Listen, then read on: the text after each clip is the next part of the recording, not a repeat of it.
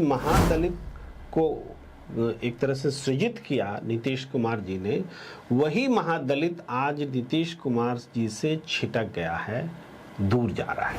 हम कंपेयर करें अपने ही सर्वे में तो महागठबंधन को पिछली बार जितना दलितों ने वोट किया था उससे इस बार 0.26% ज्यादा वोट करते दिख रहे हैं हमारे सर्वे में। जीतन राम मांझी भी हैं और वो भी प्रमुख इकलौते नेता हैं, उनको तो लीड करना चाहिए था, ओवरवेलमिंग समर्थन मिलना चाहिए था, तो नहीं मिल रहा है। तो इसका मतलब दलित समाज उनकी ओर से मुतमईन नहीं है कि ये हमारा प्रतिनिधित्व कर सकता है। नमस्कार, आप देख रहे हैं स्वराज पोस्ट। मैं हूं रुचा रितेश भिलारी। आज हमारे साथ स्टूडियो में मौजूद हैं दो ऐसे शख्स जो सामाजिक बदलाव के सशक्त प्रतीक हैं, जिनकी सोच हजारों जिंदगियों को एक नई दिशा देगी। पहले है Ashok Bharti ji, national confederation of Dalit organisation यानी नेकडोर के फाउंडर, और दूसरे हैं टीसीएम के डायरेक्टर और वरिष्ठ पत्रकार प्रेम कुमार जी, जो अक्सर गरीबों और दलितों की आवाज उठाते रहते हैं। इन दोनों ने मिलकर बिहार में दलितों को लेकर सर्वे किया है, जैसे कि दलित समाज का मूड क्या है, वो क्या सोचते हैं। आइए बातचीत शुरू करते हैं। Amit Bharti ji and Prem ji, welcome to Swaraj Post. It's pleasure to have you both in our studio sir. तो सर, सबसे पहला क्वेश्चन हम भारती जी से पूछेंगे। सर, कल आप लोग ने प्रेस कॉन्फ्रेंस किया और सर्वे का रिपोर्ट साझा किया। ये प्रेस कॉन्फ्रेंस नेकडोर और टीसीएम के द्वारा हुआ। तो सर, उस सर्वे के रिपोर्ट के हिसाब से सरकार किसकी बन रही है? देखिए, वैसे तो काफ़ी टाइट है, लेकिन जो इंडिकेशन है दलित्स में, जो इंडिकेशन है वो इस तरफ इंडिकेशन है कि महागठबंधन को इस दलितों के बीच में एज है, वो थोड़ा आगे बढ़त है उनको।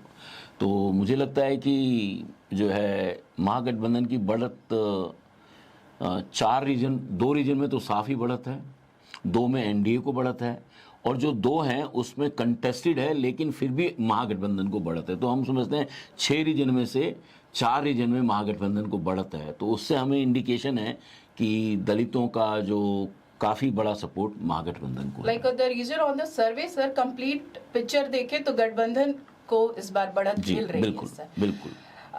प्रेम जी, क्या इस बार दलित वोट सरकार तय करेगी? दलित वोट दरअसल स्विंग वोटर्स के तौर पर बना है, मजबूत होता गया है। और जैसे आपका प्रश्न था ना सरकार बनाने को लेकर, ये सर्वे तो दलित समुदाय के बीच है, तो बोलने से लॉजिकली तो सरकार बनती नहीं दिखती, एक समुदाय सरकार नहीं बनाता। लेकिन दलित वोटर्स का जो स्विंग नेचर है, क्योंकि बाकी आप देखिए मुसलमान लोगों को लगता है कि कहाँ वोट करेंगे, सवर्ण कहाँ वोट करेंगे लोगों को लगता है। इसके अलावा जो क्षेत्रीय प्रभाव वाले ओबीसी या ईबीसी या अलग हैं, उनके बारे में एक मोटी राय रहती है सबकी। मगर दलित जो हैं, दलित कहाँ वोट करेंगे ये इस तरह से नहीं कहा जा सकता कि किसी को हराने के लिए वो वोट करते हैं। वो उनका जो है उनकी पसंद, उनको अगर दलित हैं उनको ओबीसी लीडर पसंद है तो तेजस्वी यादव को बड़ा नेता मानते, पसंदीदा नेता मानते। लेकिन उनमें एक चाहत भी है कि हम में से कोई नेता राजनीति में आए, महत्वपूर्ण जगह पर हमारा मुख्यमंत्री हो। ये सब चाहत भी हमारे सर्वे में दिखी है कि जैसे तेजस्वी सबसे बड़े नेता के तौर पर दिखे हैं, तो दूसरे पसंदीदा नेता के तौर पर चिराग पासवान दिखे हैं। इसके अलावा जीतन राम मांझी के पास भी समर्थन है, और जन स्वराज के भी जो पीके हैं उनके लिए भी 7.26% का जो है वो वोट दिखता है। तो ये मार्केबल बात है कि दलित समाज ओबीसी को भी पसंद कर रहे हैं सबसे ज्यादा, और सवर्ण के लिए भी बहुत अनुदार नहीं है, कट्टर नहीं है, उदार है। मतलब कास्टिज्म यहाँ पे रूल नहीं कर रही है सर उनके मानसिकता पे, है कि नहीं? बिल्कुल। भारती जी इस पर टिप्पणी। मैं समझता हूँ कि ये एकदम सही है, क्योंकि दलित जब फैसला करता है तो दलित जो है जात को देख के कम फैसला करता है, वो मुद्दों को देखकर ज्यादा फैसला करता है। तो जो पोलराइज कास्ट पॉलिटिक्स है उससे हटके दलित, इसलिए वो स्विंग वोटर है ना, कि जिस वक्त जो पॉलिटिकल फोर्स दलितों की बात करती है तो वो उसके साथ अलाइन होता है। और इसमें हमको दिख रहा है कि बिहार का जो दलित वोटर है इस वक्त उसका अलाइनमेंट महागठबंधन की तरफ इसलिए दिख रहा है हमें, क्योंकि वो सामाजिक न्याय की बात कर रहे हैं, वो संविधान की बात कर रहे हैं, वो आरक्षण की बात कर रहे हैं, वो कास्ट सेंसस की बात कर रहे हैं। तो ये तमाम मुद्दे ऐसे हैं जो दलितों को लग रहा है कि ये उनके पक्ष की बात की जा रही है। और जो भी व्यक्ति इस बात पर करे, अब जैसे मान लो जन सुराज का मसला फॉर एग्जाम्पल मैं लेना चाहूँ तो, अगर प्रशांत किशोर का, तो वो एक बाबा साहब डॉक्टर अम्बेडकर का फोटो लगा रहे हैं तो उसी से उनकी सिंपैथी आ जाती है। तो ये जो है कि कई बार जो पॉलिटिकल पार्टी का जो प्रेजेंटेशन है वो भी दलित वोटर्स को काफ़ी प्रभावित करता है।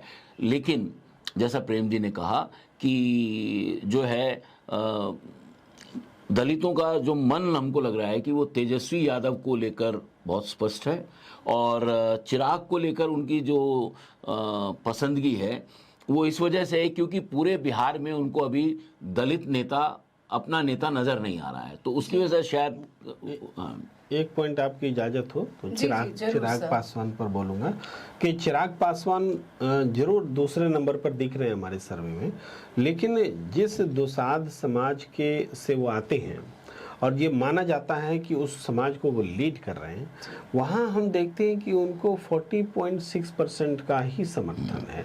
लीडिंग है क्योंकि और बाकी वोट्स बढ़े हैं, लेकिन आप ये समझिए एक नेता जो रामविलास पासवान जी के विरासत को, उनकी लेगेसी को आगे बढ़ा रहे हैं और उनको अपने ही समाज का सिर्फ 40% वोट उनके साथ खड़ा है, तो ये इसके बावजूद कि दलित की चाहत है कि हम में से दलित नेता हो, लेकिन वो अपने समाज के भी का भी नेता नहीं बन पाए हैं, ये बिटवीन द लाइंस हमें दिखता है। जी, आपने सर एक बोला बाबा साहब अम्बेडकर का नाम लिया, उस पे क्वेश्चन, अभी हाल ही में एक बहुत बड़ा विवाद उठा था बिहार में, जो लालू प्रसाद यादव के बर्थडे में किसी ने प्रेजेंट में बाबा साहब का फोटो लाया और उनके पैर के पास रखा।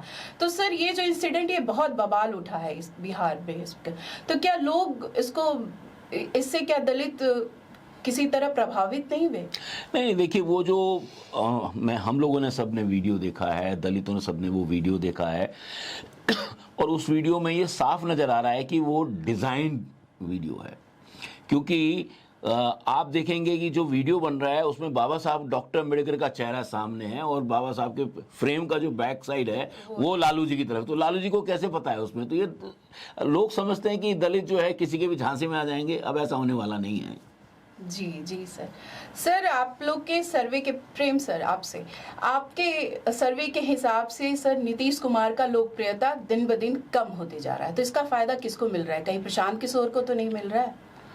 देखिए, एक बात तो है लोकप्रियता कम होना, तो पूरे प्रदेश में उनकी लोकप्रियता में फर्क पड़ा है। जो जिसका आईना है दलित समाज के बीच का सर्वेक्षण, दलित समाज के बीच में जिस महादलित को एक तरह से सृजित किया नीतीश कुमार जी ने, वही महादलित आज नीतीश कुमार जी से छिटक गया है, दूर जा रहा है। ये एक इम्पोर्टेंट पॉइंट है। जब इसका मतलब है नीतीश कुमार जी की पकड़ राजनीति में कमजोर हो गई है, महादलित में जब आप कमजोर हो गए तो इसका मतलब वो आप सब जगह कमजोर हो गए। ये एक बड़ी बात है। अब यहाँ से हम देखते हैं कि इसका फायदा किसको मिल रहा है, बहुत महत्वपूर्ण बात है। हम कंपेयर करें अपने ही सर्वे में, तो महागठबंधन को पिछली बार जितना दलितों ने वोट किया था उससे इस बार 0.26% ज़्यादा वोट करते दिख रहे हैं हमारे सर्वे में, और एनडीए को जितना वोट किया था उससे 4.8 के आसपास वोट प्रतिशत उनका गिर रहा है। तो यानी महागठबंधन का थोड़ा सा बढ़ रहा है और एनडीए का ज़्यादा गिर रहा है। इसके बावजूद कि चिराग पासवान तब मिलकर नहीं लड़े थे बीजेपी के साथ, इस बार मिलकर लड़ने जा रहे हैं, तो तब ये फिगर है। तो यहाँ से आप देखेंगे ये फायदा किसको जा रहा है। तो डेफिनेटली इस फायदा को कैच करने के लिए कोई पॉलिटिकल अगर शक्ति है तो वो जन स्वराज की ही शक्ति दिखती है। तो ये वोट अगर कटता दिख रहा है तो एनडीए का वोट कटता दिख रहा है, ये भी उससे जुड़ी हुई बात है कि जन स्वराज को जो फायदा दिख रहा है वो एनडीए को भारी नुकसान कर रहे हैं, क्योंकि महागठबंधन में तो वोट बढ़ रहा है और एनडीए का घट रहा है। ये आपके प्रश्न का उत्तर है। आप लोग के सर्वे के हिसाब से भारती जी आपके लिए क्वेश्चन है, लोकप्रियता में राहुल गांधी मोदी जी को टक्कर दे रहे हैं, बट अगर जमीनी हकीकत की बात करें बिहार में तो कांग्रेस की स्थिति बहुत अच्छी नहीं है यहाँ पे। तो आपको लगता है कि अगर कांग्रेस थोड़ा काम करे तो वो राजनीति में एक स्ट्रॉन्ग पैट हो जाएगा, they will come back in government? नहीं, देखिए, मैं आपकी बात जो आपने कही, एक बात तो मैं ये बड़ी शिद्दत के साथ कहना चाहता हूँ कि 2024 से 2023 से ही पहले हमने देखा है कि जो हिंदी बेल्ट है वहाँ पर कांग्रेस का रिवाइवल हो रहा है जी। और जो राहुल गांधी पहले 20-22% पे थे, आज वो 40% के आसपास हैं जी।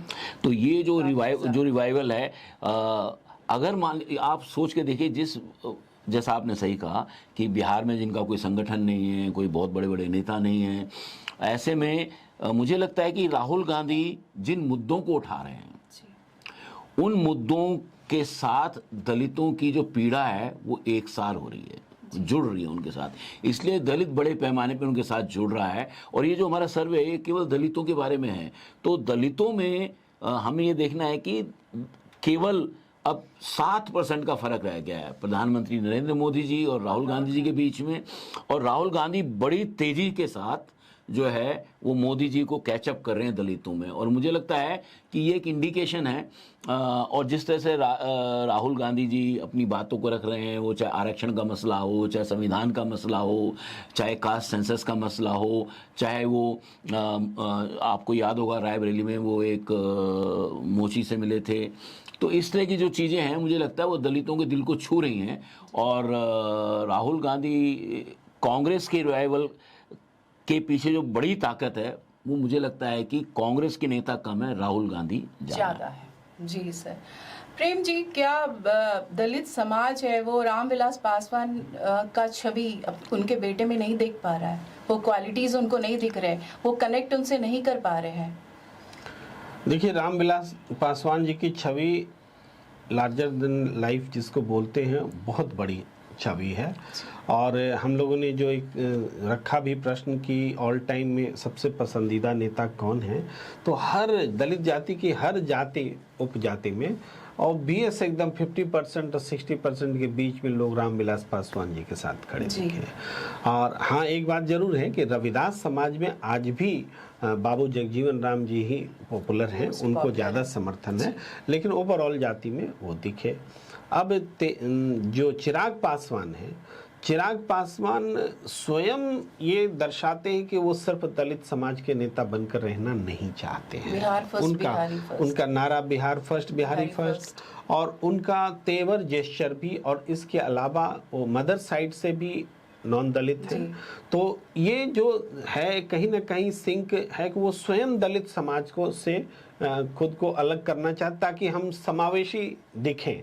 लेकिन समावेशी दिखने के लिए अब हम ये आलोचना तो नहीं कर सकते, हम तो सर्वे के ही इर्द गिर्द बात करेंगे, मगर इसका मुझे लगता है कि पासवान समाज में भी जब वो 40% का ही समर्थन हासिल कर पा रहे हैं, तो जबकि खुला मैदान था भाई, जो दलित जातियां हैं उनके बीच इकलौते अभी बड़ा चेहरा वही दिखते हैं, जीतन राम मांझी भी हैं और वो भी है, तो इकलौते नेता हैं, उनको तो लीड करना चाहिए था, ओवरवेलमिंग समर्थन मिलना चाहिए था, तो नहीं मिल रहा है। तो इसका मतलब दलित समाज उनकी ओर से मुतमईन नहीं है कि ये हमारा प्रतिनिधित्व कर सकता है। ये बहुत बड़ा सवाल है सर कि दलित समाज के जो दो प्रमुख नेता है, जीतन राम मांझी और चिराग पासवान, दोनों एनडीए के साथ हैं, फिर भी वोट शिफ्ट हो रहा है महागठबंधन में, ऐसा क्यों सर?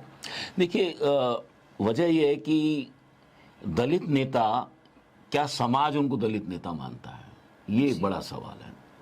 मुझे लगता है कि जीतन राम मांझी और जो चिराग पासवान हैं, उनकी कोशिश जो है अपने आप को दलित नेता के तौर पर प्रोजेक्ट करने की नहीं है, और वो दलितों के साथ अपने आप को एक रूप नहीं करते हैं। अब जैसे चिराग जी का तो बहुत क्लियर है कि उनकी जो पूरी वेशभूषा है, उनका जो स्टाइल है, वो ब्राह्मणिकल थॉट्स के ज़्यादा नजदीक है, ठीक है। और जीतन राम मांझी तो खुद विक्टिम रहे ब्राह्मणिकल थॉट प्रोसेस के, लेकिन जीतन राम मांझी अपनी जाति से बाहर नहीं निकल पाए, तो और उसकी एक लिमिटेशन रहती है।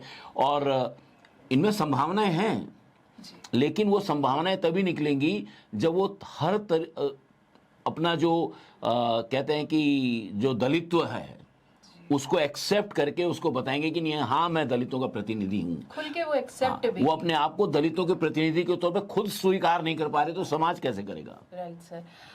सर मेरे रिसर्च के हिसाब से अभी तक बिहार के 3 चीफ मिनिस्टर दलित समाज से, फिर भी दलित समाज इतना अनसुना और अनदेखा क्यों है? देखिए पूरे देश में हालांकि जो पूरा कॉन्स्टिट्यूट्स जो हैं अलग अलग जातियों का, तो देखें तो बड़ी आबादी तो ओबीसी की है और ये 14.5% की आबादी है। आबादी के हिसाब से आरक्षण भी है दलितों को, ऐसा वो शिकायत भी नहीं है कि आरक्षण नहीं है। हाँ, लेकिन आरक्षण व्यवस्था को लागू करने में तमाम तरह की विसंगतियां हैं और जिस वजह से ये आरक्षण की सोच पैदा हुई कि शैक्षणिक और सामाजिक स्तर पर ये तबका पिछड़ा हुआ है, इसको उठाया जाना चाहिए, उस वजह को कहीं ना कहीं डाइल्यूट किया गया। ये भी है, आरक्षण को के दावेदार आ गए, ओबीसी वर्ग आ गया, ये सब भी हुआ।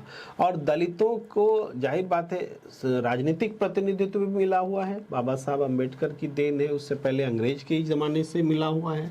तो ये राजनीतिक प्रतिनिधित्व मिलने के बावजूद ये दलित के जो प्रतिनिधि हैं दलित बन करके संसद में पेश नहीं हो पाते, वो राजनीतिक कुनबे में बटे होते हैं, दलित बोलकर प्रोजेक्शन नहीं होता है। ये मुझे लगता है कि अगर सारे दलित इकट्ठा हो जाएं दलित के कॉज के लिए, पॉलिटिकल लाइंस छोड़ करके संसद में आवाज उठाएं।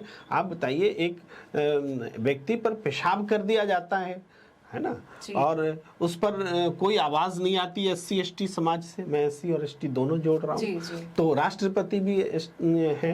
तो ये जो चीज है, ये कहीं ना कहीं सदियों से जो शोषण होता रहा है और सिस्टम आज का जो है उसको उपचार करता हुआ दिखता है, लेकिन उपचार कर नहीं रहा है, इसी का क्या सर मुख्य धारा राजनीति आज भी दलित मुद्दे को गंभीरता से नहीं ले रही है?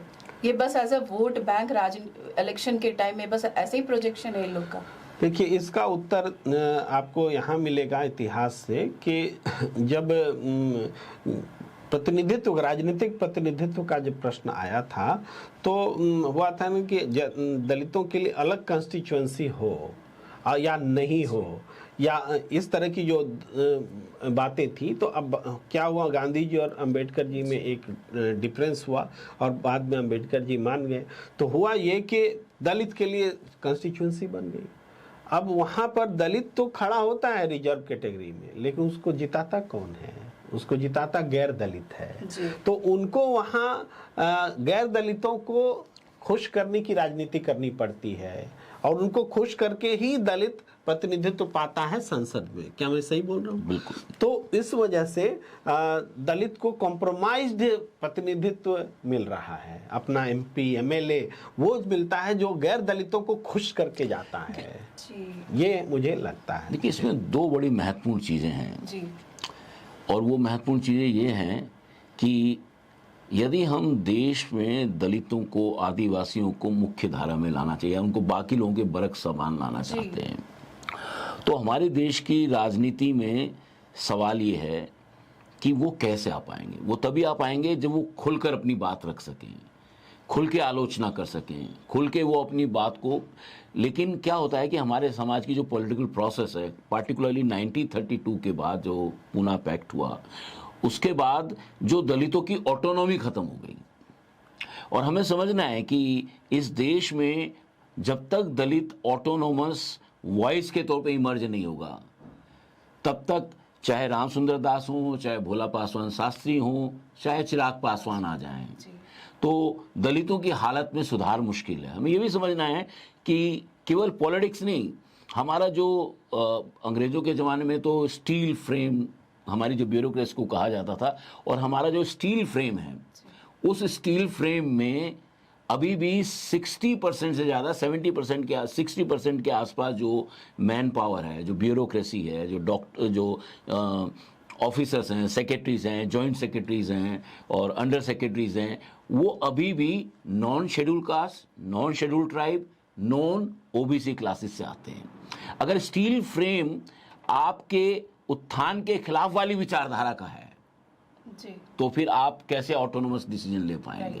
तो ये दोनों, ये हमको एक देश के तौर पे सोचना पड़ेगा कि अगर हम वाकई में देश में चाहते हैं कि समावेशी, जैसे हमारे नरेंद्र मोदी जी कह रहे हैं कि समावेशी होना चाहिए सशक्त, तो समावेश तो तब हो पाएगा जब बराबर की वैल्यू पर एक, अभी हमारी जो, अगर भारत में इतने सारे सेक्रेटरी थे, कितने सेक्रेटरी शेड्यूल कास्ट पहुंचे? भाई नीचे तो कोटा पूरा होता है, नीचे तो 15% शेड्यूल कास्ट आईएएस ऑफिसर में भर्ती होते हैं और 7.5% शेड्यूल ट्राइब भर्ती होते हैं। लेकिन जब सेक्रेटरी रैंक होता है या जॉइंट सेक्रेटरी रैंक होता है, एडिशनल सेक्रेटरी रैंक होता है, तो वहां पर ना वो 15% बचते हैं, ना 7.5% बचते हैं, 1 या 2 लोग पहुंच पाते हैं। कारण क्या बताएं? मैं समझता हूं कि जो प्रोसेस है वो हमारे यहाँ अभी भी कास्ट माइंड काम करता है जी। और वो प्रेफरेंस, जो भी व्यक्ति पोजीशन पे है वो अपनी जात के व्यक्ति को प्रेफर करता है कि उसका वो प्रमोशन हो, उसके लिए वो सीआर अच्छी लिखेगा। ये तमाम चीजें ऐसी हैं जो मुझे लगता माइंडसेट है लोगों जी। की। भारती जी, आपका जो ये नेक्डर संस्था ये 10 साल से काम कर रहा है, फाइट कर रहा है फॉर दलित एक्टिव के लिए, तो आपने कोई चेंजेस देखा है अभी तक उनके कंडीशन में, उनके स्थिति में? कुछ प्रोग्रेस हुआ है या और वो पीछे जा रहे हैं? एक तो मैं आपको छोटा सा करेक्शंस करना चाहता हूँ कि नैकडोर की स्थापना 2001 में हुई थी जी, तो करीब 25 साल होने वाले हैं। नहीं ओके, हमारी, ये तो हम मानते हैं कि हमारी कमी है कि हम नहीं बता पा रहे, और उसकी वजह है कि हम लोग जो है काफ़ी खामोशी से काम करने की हम लोगों को आदत है। हम लोग लगातार सरकारों के संपर्क में रहे हैं, हमारी सालाना प्राइम मिनिस्टर के साथ मीटिंग होती रही हैं, हालांकि इस सरकार में वो चीज़ें बंद हो गई हैं। प्री बजट मीटिंग में मैं खुद जाकर, फाइनेंस मिनिस्टर के साथ जो प्री बजट मीटिंग होती है उनमें खुद जाकर मैंने दलितों के बारे में, आदिवासियों के बात रखा है और बहुत सारे चेंजेस आए हैं। Yes sir, your NACDR has always risen a question on the budget allocation. जी। हमेशा उन्होंने बजट एलोकेशन पे क्वेश्चन किया, तो आपके हिसाब से जस्टिफाइड बजट एलोकेशन क्या होना चाहिए? मेरे हिसाब से जो मैं समझता हूँ कि आबादी के हिसाब से, अगर, क्योंकि शेड्यूल कास्ट और शेड्यूल ट्राइब बहुत ही ज़्यादा बैकवर्ड है, अगर आप देखेंगे अभी भी 50% जो दलित महिलाएं हैं या 60-70% के आसपास जो आदिवासी महिलाएं हैं वो अभी भी अंगूठा टेक हैं। तो इसका मतलब ये है कि उनके जो डेवलपमेंट इंडिकेटर वो काफ़ी ख़राब है और उनको दूर करने के लिए, इंडिकेटर को अगर सुधारना है तो उनमें ज़्यादा इन्वेस्टमेंट की ज़रूरत है। और ज़्यादा इन्वेस्टमेंट का मतलब ये कि सरकार को उनकी आबादी के अनुपात में बजट कमिट करना चाहिए। आप ये कह के बजट को सरकार नहीं कर सकती, सड़कों पे तो दलित भी चलते हैं, सड़कों पे तो आदिवासी भी चलते हैं। हम कह रहे हैं सड़कों पे तो कार वाले भी चलते हैं, ज़्यादा सड़कों का इस्तेमाल तो कार वाले करते हैं। तो ये जो है, इसलिए, और चूंकि हमको ऑन करना पड़ेगा, दलित और आदिवासी के विकास को ऑन करना पड़ेगा। अनफॉर्चुनेटली भारत की जुडिशरी, भारत का जो ब्यूरोक्रेसी है वो दलितों के डेवलपमेंट को ऑन नहीं कर रही है, वो उसको एक लाइबिलिटी मान रही है, जिम्मे उसको अपने ऊपर एक बोझ मान रही है। तो उस आपने जो प्रश्न किया, मुझे याद आता है, ये प्रश्न तो राहुल गांधी जी ने अशोक भारती जी से किया था। अच्छा। वही प्रश्न आपने पूछ डाला, बड़ा आश्चर्य लग रहा है मुझे। राहुल गांधी जी ने अशोक भारती जी से प्री बजट वाले इशू पे कहा कि आप हमें बताइए कि क्या करना चाहिए, हमारी सरकारों ने क्या किया है और हमारी सरकारों ने क्या किया और अभी क्या हो रहा है और हमको क्या करना चाहिए। प्रेम जी, ये जो रिजर्वेशन है इनका क्या थोड़ा भी फायदा दलित समाज को मिल रहा है? इसका फायदा कौन उठा रहे आखिर? देखिए, दलित समाज को फायदा मिल रहा है, रिजर्वेशन का फायदा मिल रहा है, लेकिन अपलिफ्टमेंट होना, सोसाइटी का, समाज का बदलाव आना, ये एक बड़ा इशू है। सिर्फ रिजर्वेशन से ये नहीं होता है, उसके साथ साथ उसका पूरा इकोसिस्टम बदलना होता है। उस दिशा में सरकारों ने कम काम किया है। तो हमने पहले भी कहा कि दलित का प्रतिनिधित्व हुआ है, लेकिन प्रतिनिधित्व की जो एक दबंगई, एक वर्चस्व जो होना चाहिए, जो दूसरे जातियों की दिखती है, वो नहीं दिखता। मैं फिर से एक बार सर्वे पर आना चाहता हूँ। सर्वे में दलित समाज ने अपनी इच्छा जताई है, उदारता दिखलाई है। उसने एक ओबीसी नेता को अपना पसंदीदा नेता माना है, उसने एक सवर्ण नेता को स्पेस दी है कि हम आपको भी समर्थन करने के लिए तैयार हैं। तो ये दलित समाज का जो जेस्चर है, ये जेस्चर उसको एक्सेप्टेबल बनाता है, बताता सब हर जगह बनाता। आप देखें किसी भी समुदाय से अलग दलित समाज हर जगह एक्सेप्टेबल है, इसके बावजूद कि उसके साथ छुआछूत होता है। मैं प्रेम जी आपकी बात से एक चीज़ और ऐड करना चाहता हूँ। हमारे सर्वे में देखिए शेड्यूल कास्ट और शेड्यूल ट्राइब का रिजर्वेशन तो डिसाइडेड है जी। उस पर कोई डिबेट नहीं है, कोई डिस्कशन नहीं है। सर एक क्वेश्चन, क्या रिजर्वेशन में चेंजेस होना चाहिए, आपको लगता है? मैं आता हूँ, उस पर भी आता हूँ। तो उनका रिजर्वेशन तो इंटैक्ट है, वो कॉन्स्टिट्यूशनली मैंडेटेड है। लेकिन जब हमने रिजर्वेशन में सवाल पूछा तो करीब करीब 87-88% लोगों ने कहा कि रिजर्वेशन बढ़ना चाहिए। अगर ये रिजर्वेशन बढ़ेगा तो शेड्यूल कास्ट का तो बढ़ने वाला नहीं है, क्योंकि उनका तो उनकी आबादी के हिसाब से शेड्यूल ट्राइब का तो। इसका मतलब है कि दलित जो है दूसरे समाजों के हकों के लिए भी अपनी पूरी ताकत के साथ उनका समर्थन कर रहा है जी।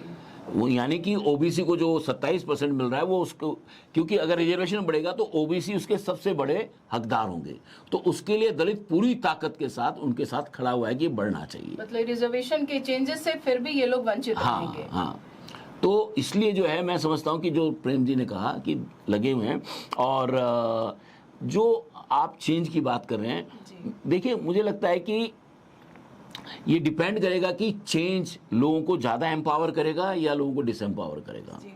तो हमारी प्रोसेस अगर एम्पावरमेंट करने वाली है तब तो उसका स्वागत होना चाहिए। लेकिन अक्सर रिजर्वेशन के जो रिव्यू की बात करते हैं तो उसमें डिसएम्पावरिंग फैक्टर्स और डिसएम्पावरिंग करने वाले लोगों की वॉइस ज़्यादा होती है, इसलिए दलितों में उस बात को लेकर संशय रहता है। अगर सरकार खुलेआम कहे कि हम ये इंश्योर करना चाहते हैं, हम रिजर्वेशन में ऐसा सुधार करना चाहते हैं जिससे कि भारत में अगर 100 सेक्रेटरीज हैं तो 15 सेक्रेटरीज शेड्यूल कास्ट समाज से आने चाहिए, 8 सेक्रेटरी जो है वो आदिवासी समाज से आना चाहिए, तो करें। तो लेकिन इन चेंज की बात कोई नहीं कर रहा है जी। वो बात कर रहे हैं इस बात की कि रिजर्वेशन इनको मत दीजिए, इनको दे दीजिए। तो ये सुधार नहीं है, बल्कि ये जो है बेसिकली एक्सक्लूजन है। एक और इम्पोर्टेंट बात रह जाएगी कि सर्वे में हम लोगों ने एक सवाल को बहुत आखिरी वक्त में शामिल किया था, वो था जो SIR चल रहा है और उसके वजह से जो हलचल पैदा हो रही, तो हमने सोचा इसको इंक्लूड करें। तो ये आखिरी हफ्ते में इंक्लूड किया। 8,500 से ज़्यादा सैंपल्स इस सवाल के लिए भी थे। तो इसमें ज़्यादातर लोगों ने, मोर देन 70% लोगों ने ये कहा कि हमें डर है कि हमारा वोट का अधिकार छीन जा सकता है। तो ये दलित समाज की एक बड़ी चिंता है। इस चिंता की ओर पूरे समाज को ध्यान देना चाहिए और चुनाव आयोग को तो खासकर सर ये बहुत बड़ा मुद्दा भी है, क्योंकि इससे बहुत सारे लोग का वोटिंग राइट, और ये तो हमारा संवैधानिक अधिकार है, कोई भी इसको छीन नहीं सकता है, बट बहुत सारे वोटर्स का नाम हट सकता है सर। इस पे तो आए दिन प्रेस कॉन्फ्रेंस तेजस्वी यादव या तमाम नेता कर रहे हैं सर। सर एक और क्वेश्चन, जो वर्तमान सरकार की जो नीति है दलित समाज के लिए सर, या वो काम कर रही है बस दिखावटी है? नहीं, मुझे लगता है कि वो प्लेटू पर पहुंच चुकी है। शुरुआत में उन्होंने काफ़ी अच्छा काम किया था तो लगातार उनको सपोर्ट मिला, लेकिन मुझे लगता है कि बिहार में जो है, बिहार की जो अपनी शिद्दत भरी जो नीतियां थी वो अब धीरे धीरे केंद्र की नीतियां उनको ओवरटेक कर रही हैं, और केंद्र की नीतियां ओवरटेक करने की वजह से क्या हो रहा है कि जो स्टेट का जो यूनिकनेस था पॉलिसी में, जैसे महादलित बनाया, उनके लिए उन्होंने टोला सेवक बनाए, तो वो जो प्रयास थे नीतीश जी के, मुझे लगता है कि वो प्रयासों को अब जो है NDA टेक ओवर कर रहा है, और वो प्रयास उतने हेल्दी नहीं है जिससे कि दलित प्रभावित हों। इसलिए मुझे लगता है कि नीतिगत तौर पर दलितों को अब लग रहा है कि शायद सरकार का समर्थन उतना उस समाज को नहीं मिल रहा है जितनी वो डिजर्व करते हैं। प्रेम जी, आपने चुनाव आयोग का SIS जो स्पेशल इंटेंसिव सर्वे हो रहा है उस पे आपने क्वेश्चन उठाया, उसने बोला कि लोगों को में ये भय डर है कि उनका नाम हट जाएगा।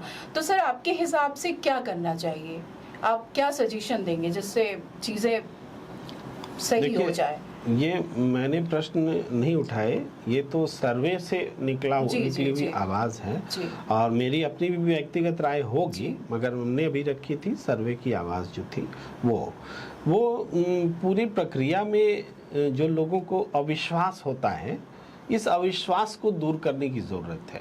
हो सकता है कि सरकार की इसमें ईमानदारी हो कि वो वास्तव में वोटर्स का सत्यापन करना चाहती हो, लेकिन अविश्वास इसलिए होता है, सरकार नहीं, यहाँ चुनाव आयोग, तो चुनाव आयोग का जो पहले का जो वर्ताव है, लोकसभा चुनाव होता है, 11 दिन लग जाते हैं उनको वोटों की गिनती बताने में जी। आखिरी फेज का जो काउंटिंग है उसका कितने पुरुष कितने महिलाओं ने और पूरा डेटा के वोट किया, वो चुनाव आयोग के चुनाव के नतीजे आने के बाद बताए जाते हैं, है ना जी। तो ऐसे समय में आप करोड़ों का डाटा आप इस 24 तारीख से शुरू हुआ है, प्रैक्टिकली एक हफ्ता बाद ही शुरू हुआ जी, जी। इस अभी 20-21 दिन भी नहीं हुए, 20-21 दिन में आप 7.25 करोड़ का डाटा कैसे सत्यापित कर सकते हैं? और वास्तव में हुआ भी नहीं। प्रपत्र जो भरे जा रहे हैं, जो हम लोग सब जान रहे हैं कि कुछ भी भर के दे दो, बाद में देख लेंगे जी सर, तो जी। इसके बाद सबूत भी आए हैं कि अपने से भी भर के दे रहे हैं, ये इनकम्प्लीट फॉर्म भी जमा हो रहा है, इनकम्प्लीट फॉर्म भी जमा हो रहा है, जो यहाँ से बाहर है उनके भी साइन होके प्रपत्र भरे जा रहे हैं, ये भी सबूत आए हैं। तो ऐसे में विश्वास की कमी सबसे बड़ा मुद्दा है। चुनाव आयोग को विश्वास दिलाना पड़ेगा कि हम जो काम कर रहे हैं इससे चुनाव आयोग चुनाव की प्रक्रिया और मजबूत होगी और ये पारदर्शी है। क्योंकि ये पारदर्शी नहीं है, अविश्वास है, इसलिए शक गहरा हो रहा है, लोगों को लग रहा है हमारा वोट का अधिकार भी छिन जा सकता है। ये बहुत बड़ा कंसर्न है कि वोटिंग अधिकार अगर छिन जाए सर। और मैं एक बात इसमें जोड़ दूं प्रेम जी की, कि 1950 के बाद से जब पहले जो है अनटचेबिलिटी रिमूवल एक्ट बना, उसके बाद protection of civil right act बना, उसके बाद schedule caste schedule tribe prevention of atrocity act बना, उन एक्ट में बाकायदा सरकार ने स्वीकार किया है कि दलितों को वोट देने में बहुत दिक्कत आती है, और कानून के तहत ये प्रोविजन है कि जो भी व्यक्ति दलितों को वोट देने से रोकता है, आदिवासियों को वोट देने से रोकता है, उनके खिलाफ कार्रवाई की जानी चाहिए। और आप सोचिए कि ब्यूरोक्रेसी के कैरेक्टर में तो कोई चेंज नहीं आया है, तो ऐसे में वो सरकार जिस बात को मान रही कि हाँ दलित छूट सकते हैं या दलितों के साथ ऐसा होता है, उनके वोट कोई दूसरा डाल देता है, तो ऐसे में वो कैसे चुनाव आयोग पर यकीन करेगा? तो उसको तो लगेगा ही कि उसका तो वोट ही छिनने वाला है, उसकी कोई आवाज बची नहीं। स्वाभाविक है ये डर सर। सर आपने दलित समाज को इंटरनेशनल प्लेटफॉर्म पे भी रिप्रेजेंट किया है, सर कैसा रहा वो एक्सपीरियंस आपका? नहीं, मेरा तो बहुत अच्छा एक्सपीरियंस है, और मैंने यूएन में भी रिप्रेजेंट किया है और बाकी जगह भी मैं जाता रहता हूँ। तो पूरी दुनिया चाहती है कि भारत की तरक्की हो, और भारत की तरक्की ये मानते हैं वो लोग, भारत की तरक्की दलितों के और आदिवासियों की तरक्की के बिना नहीं हो सकती। जैसे मैं आपको बताना चाहूँ, मिलेनियम डेवलपमेंट गोल्स का एक यूएन ने प्रोग्राम शुरू किया था 2000 में, और 2015 तक का था। अभी सस्टेनेबल डेवलपमेंट गोल चल रहा है। तो हमने यूएन के सामने इस बात को समझाया था कि देखिए, आप अगर दुनिया में मिलेनियम डेवलपमेंट गोल को प्राप्त करना चाहते हैं, क्योंकि भारत के दलितों की आबादी जो है यूएस की आबादी के बराबर है, तो आप केवल शेड्यूल कास्ट को डील नहीं कर रहे हैं, आप यूएस की आबादी के बराबर लोगों की संख्या को डील कर रहे हैं। इसलिए इनके अगर मिलेनियम डेवलपमेंट गोल को पूरा नहीं प्राप्त नहीं होगा इनको, तो इंडिया को नहीं होगा, इंडिया को नहीं होगा तो पूरी दुनिया को नहीं होगा। तो इसलिए पूरी दुनिया का संबंध उसके साथ है, और दुनिया काफ़ी हेल्पफुल है। पर मुझे लगता है कि दलितों का जो असली संघर्ष तो भारत में ही है। सर ये आखिरी क्वेश्चन, क्या आज के जो युवा है, न्यू जनरेशन है, क्या वो बाबा साहेब के सोच को कनेक्ट कर पा रहे हैं, उनको सही तरीके से समझ पा रहे हैं? देखिए, बाबा साहब अम्बेडकर जीते जी जितना लोकप्रिय थे, उससे ज़्यादा लोकप्रिय आज की तारीख में है। तो मृत्यु के बाद में लोकप्रियता का ग्राफ कैसे बढ़ता है, उसके उदाहरण है बाबा साहब अम्बेडकर।